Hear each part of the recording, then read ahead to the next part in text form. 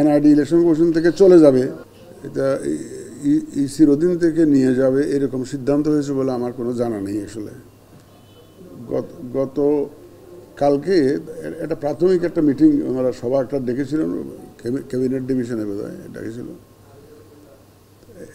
ওনারা সরকারের বোধহয় চিন্তা যে সব ধরনের সেবা এক জায়গা থেকে দেওয়া যায় কিনা, সেরকম একটা বোধহয় চিন্তা থেকে বোধহয় এই ধরনের একটা উদ্যোগ নেওয়া হয়েছে। এবং আমরা আমাদের প্রতিনিধি পাঠিয়েছিলাম, গতকালকে মিটিংয়ে পাঠিয়েছিলাম, এবং আমাদের মতামত আমাদের প্রতিনিধি তুলে ধরেছেন। তবে আমি নিশ্চিত যে আমার ধারণা সরকার নির্বাচন কমিশনের সাথে আলোচনা না করে কোনো এই ধরনের একটা মেজর সিদ্ধান্ত নেবে না বলে আমার বিশ্বাস। কারণ এটাকে ভোটার তালিকা হালনাগাদের কার্যক্রম চলছে, সামনে একটা জাতীয় নির্বাচন আছে, বাস্তব বিষয়াদি সব বিবেচনা করে সরকার একটা সিদ্ধান্ত নেবে, এটা আমি ধারণা করতে পারি সবাই। এবং সর্বোপরি আমরা আমাদের মতামত অলরেডি আমাদের প্রতিনিধির মাধ্যমে সবাই জানিয়েছি। প্রাথমিক সভা, এটা একটা মিনিটসটা এখনও পাই নাই, গতকালকে মিটিং হয়েছে, তো এখন মিটিংয়ের মিনিটসটা পেলে আমরা বুঝতে পারবো যে তাদের চিন্তাভাবনা কী, এটা বুঝতে পারবো। আশা করি আমাদের মতামত আমরা লিখিতভাবেও জানাবো সরকারকে আমাদের এই বিষয়ে, এবং হয়তো সরকারের সুচিন্তিত সিদ্ধান্ত আসবে বলে আমরা বিশ্বাস করি। তবে আমাদের সাথে আলোচনা না করে কিছু করবেন এমন আমি মনে করছি না।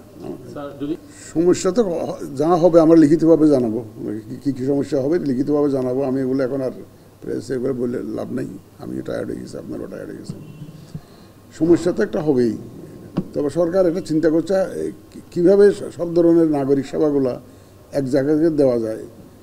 আমি শুনেছিলাম যে একটা কর্তৃপক্ষের মতো করে একটা এন্টিটি একটা করে ইলেকশন কমিশনের অধীনে থাকবে, এরকম একটা চিন্তা আমি শুনেছিলাম, যেটা কারণ আমি তো আর উপদেষ্টা পরিষদের সবাই থাকি না, এই জন্য আমি সরাসরি শুনি নাই।